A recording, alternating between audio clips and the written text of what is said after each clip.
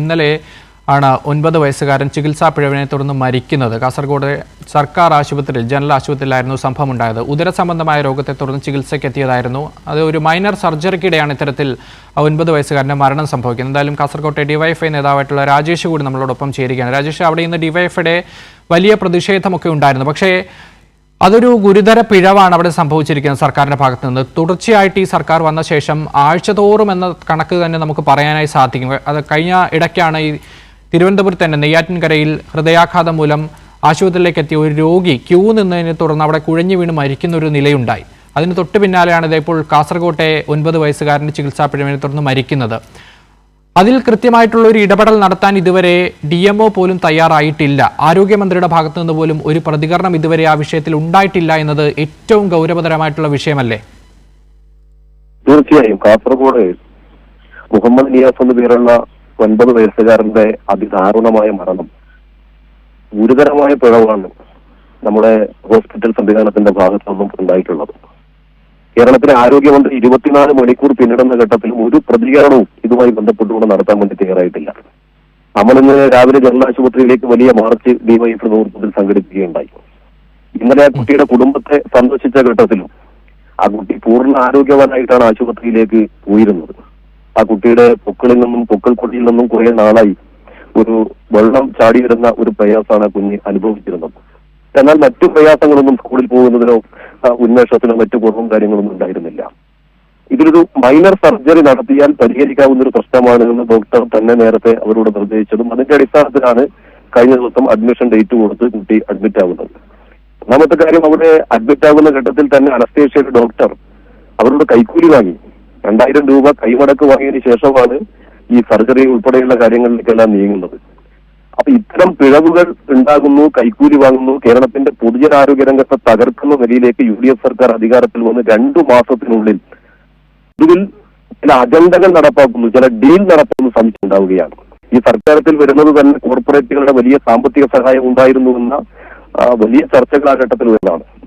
ഇപ്പോ KKR-ഉം ബ്ലാക്ക്സ്റ്റോണും ഉൾപ്പെടെയുള്ള കുത്തക കോർപ്പറേറ്റ് കമ്പനികൾ, ആ കമ്പനികൾക്ക് കേരളത്തിൽ തഴച്ചു വളരണമെങ്കിൽ കേരളത്തിലെ ഇടതുപക്ഷ സർക്കാർ വലിയ പോരാട്ടത്തിലൂടെ നേടിയെടുത്ത കേരളത്തിന്റെ പൊതുജനാരോഗ്യ രംഗത്തെ തകർത്താനല്ലാതെ കഴിയില്ല. കാരണം ഇന്ത്യയിൽ ഏറ്റവും ശക്തമായ പൊതുജനാരോഗ്യ രംഗമുള്ള സംസ്ഥാനമാണ് കേരളം. അതുകൊണ്ട് കേരളത്തെ തകർക്കാൻ ഇത് കഴിയില്ല. കേരളത്തിലെ പൊതുജനാരോഗ്യ രംഗത്തെ ദുർബലപ്പെടുത്താതെ ഈ കോർപ്പറേറ്റ് കുത്തക കമ്പനികളുടെ കൈകളിലേക്ക് ഈ നാട്ടിലെ ആരോഗ്യരംഗത്ത് എത്തിക്കാൻ വേണ്ടി കഴിയില്ല എന്ന അജണ്ട കൂടിയാണ് ഇവിടെ UDF-ന്റെ സർക്കാർ ഇപ്പോൾ നടപ്പാക്കിക്കൊണ്ടിരിക്കുന്നത്. ശരി, വളരെ നന്ദി ശ്രീ രാജേഷ് വെള്ളാട്ട് നമ്മളോടൊപ്പം ചേർന്ന ഈ അവസരത്തിൽ പ്രതികരിച്ച ഞങ്ങളുടെ പ്രതിനിധി സിജു കണ്ണൻ കൂടി കാസർഗോഡ് നിന്ന് ചേരുകയാണ്. സിജു, ഗുരുതരമായിട്ടുള്ള വീഴ്ചയാണ് ആരോഗ്യവകുപ്പിന്റെ ഭാഗത്തു നിന്നുണ്ടായത്. നമുക്കറിയാം, ഈ കഴിഞ്ഞ സർക്കാരിന്റെ കാലത്ത് വലിയൊരു ആരോപണവുമായി ആലപ്പുഴയിൽ ഒരു ഉഷ ജോസഫ് രംഗത്തെത്തിയിരുന്നു. അതായത് ശസ്ത്രക്രിയക്കിടെ ആർട്ടറി ഫോഴ്സെപ്സ് അവരുടെ വയറ്റിൽ കുടുങ്ങിയെന്നും അതുമായി ബന്ധപ്പെട്ടൊക്കെ വലിയ കോലാഹലമാണ് ഈ പറയുന്ന K. മുരളീധരൻ അടക്കം മാധ്യമങ്ങൾക്കൊക്കെ മുന്നിൽ വന്നു നിന്നുകൊണ്ട് കാട്ടിക്കൂട്ടിയതുമൊക്കെ. അന്ന് ഇന്നത്തെ ACC ജനറൽ സെക്രട്ടറി ആയിരുന്നു അവരുടെ ചികിത്സാ ചിലവടക്കം ഏറ്റെടുക്കുന്ന ഒരു നിലയുണ്ടായി. പക്ഷേ അവരെ ഒന്നും ഇന്ന് രംഗത്തേക്കേ കാണാനില്ല. അതാ ഒരു 9 വയസ്സുകാരൻ ഒരു വിദ്യാർത്ഥി മരിക്കുകയാണ് സർക്കാരിൻ്റെ അനാസ കൊണ്ട്. എന്നിട്ടും ഒരു പ്രതികരണം പോലും ഉണ്ടാകുന്നില്ല. എന്താണ് അവിടെ സംഭവിച്ചത്? എന്താണ് നിലവിലെ സാഹചര്യം?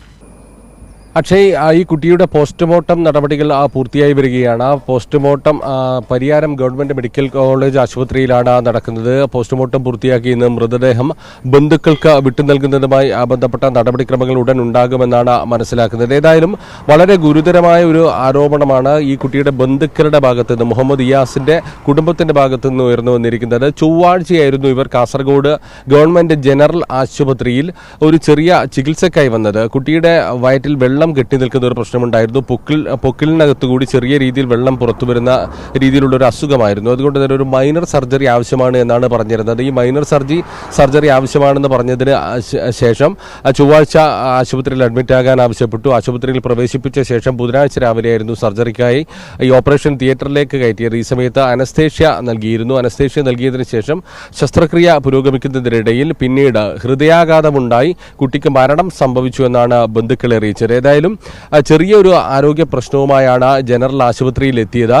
വളരെ വേദനാജനകമായ ഒരു സംഭവം. കുണ്ടംകുഴി ഗവൺമെന്റ് ഹയർ സെക്കൻഡറി സ്കൂളിലെ 4ാം ക്ലാസ് വിദ്യാർത്ഥിയായ കുട്ടിക്ക് ജീവൻ നഷ്ടപ്പെടുന്ന രീതിയിലേക്ക് സാഹചര്യങ്ങളെത്തി. കുട്ടിയുടെ കുടുംബം വലിയ രീതിയിലുള്ള സംശയങ്ങൾ ഇതുമായി ബന്ധപ്പെട്ട് ഉയർത്തിയിട്ടുണ്ട്. വിശദമായ അന്വേഷണം നടത്തണമെന്നുൾപ്പെടെയുള്ള കാര്യങ്ങളാണ് ആവശ്യപ്പെട്ടത്. അതുകൂടി ഏറ്റെടുത്തുകൊണ്ട് ഈ വലിയൊരു പൊതുജനങ്ങളെ ബാധിക്കുന്ന ഒരു വലിയ വിഷയം ഏറ്റെടുത്തുകൊണ്ട് ഒരു ശക്തമായ പ്രതിഷേധം ഡിവൈഎഫ്ഐയുടെ ഭാഗത്തു നിന്നും ഇന്ന് ഏറ്റെടുക്കുന്നതും നമ്മൾ കണ്ടു. ഏതായാലും സമഗ്രമായ ഒരു അന്വേഷണം ഇതുമായി ബന്ധപ്പെട്ട് നടത്തണമെന്നാണ് ആവശ്യപ്പെട്ടിരിക്കുന്നത്. പ്രാഥമികമായ ഒരു അന്വേഷണം മാത്രമാണ് ഇപ്പോൾ ആരോഗ്യവകുപ്പിന്റെ ഭാഗത്തു നിന്ന് ഉണ്ടായിരിക്കുന്നത് എന്നുള്ളതാണ്. DMOയുടെ ഭാഗത്ത് നിന്ന് ഒരു പ്രാഥമിക അന്വേഷണം ഇന്നലെ നടത്തി. എന്നാൽ ഔദ്യോഗികമായി ഏതെങ്കിലും തരത്തിലുള്ള അന്വേഷണം ഇതുമായി ബന്ധപ്പെട്ട് നടക്കുമോ എന്നുൾപ്പെടെയുള്ള കാര്യത്തിൽ ഒരു വ്യക്തതയില്ല. ഡിവൈഎഫ്ഐ ആവശ്യപ്പെടുന്നതും അതാണ്. വളരെ പ്രധാനപ്പെട്ട ഒരു വിഷയം. വലിയ ആശങ്ക ഇതുമായി ബന്ധപ്പെട്ട് കുടുംബം രേഖപ്പെടുത്തിയ സാഹചര്യത്തിൽ ഇതുമായി ബന്ധപ്പെട്ട് ഒരു മെഡിക്കൽ ബോർഡ് രൂപീകരിച്ചുകൊണ്ട് വിശദമായ രീതിയിലുള്ള ഒരു പോസ്റ്റ്മോർട്ടം പൂർത്തിയാക്കി പരിശോധന നടത്തുക. അതോടൊപ്പം തന്നെ കുടുംബത്തിന് നഷ്ടപരിഹാരം നൽകുക. 2 കുട്ടികൾ കൂടി ഈ കുടുംബത്തിനുണ്ട്. അവരുടെ പഠനം ഉൾപ്പെടെയുള്ള കാര്യങ്ങളെല്ലാം തന്നെ സർക്കാർ ഏറ്റെടുക്കുക. ഇത്തരം കാര്യങ്ങളാണ് ഡിവൈഎഫ്ഐ ഇതുമായി ബന്ധപ്പെട്ട് ആവശ്യപ്പെട്ടിരിക്കുന്നത്. ഇന്നത്തെ പ്രതിഷേധവുമായി ബന്ധപ്പെട്ട് ഏതായാലും ശക്തമായ പ്രതിഷേധം വിവിധ മേഖലകളിൽ നിന്ന് ഉയർന്നു വരുന്നു. ചില സംശയങ്ങൾ കുടുംബം ഉയർത്തുന്നു. അത് പരിഹരിക്കേണ്ടതുണ്ട്. അത് എന്ത് സാഹചര്യത്തിലാണ് കുട്ടിയുടെ മരണം എന്നുൾപ്പെടെയുള്ള കാര്യത്തിൽ വ്യക്തത വരുത്തേണ്ടതുണ്ട്. അത്തരം കാര്യങ്ങൾ വ്യക്തത വരുത്തണമെന്നൊരാവശ്യമാണ് നിലവിൽ ഉയരുന്നത്. അക്ഷയ്.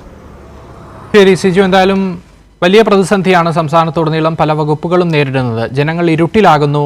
പ്രതിസന്ധികളെ തരണം ചെയ്യാനാകാതെ വാടിപ്പോകുന്ന മന്ത്രിമാർ, പ്രതികരണമില്ലാത്ത ആരോഗ്യമന്ത്രി, പുഴുവരിക്കുന്ന രോഗികൾ, നിരന്തരം കുഴഞ്ഞു വീണ് മരിക്കുന്ന രോഗികൾ, ശസ്ത്രക്രിയക്കിടെയുള്ള മരണം, അങ്ങനെ നിരന്തരമായിട്ടുള്ള വിസ്മയങ്ങൾ രൂപപ്പെട്ടുകൊണ്ടിരിക്കുകയാണ്. ഇതാണ് വിസ്മയമെങ്കിൽ മതി എന്നാണ് ജനങ്ങൾ പറയുന്നത്.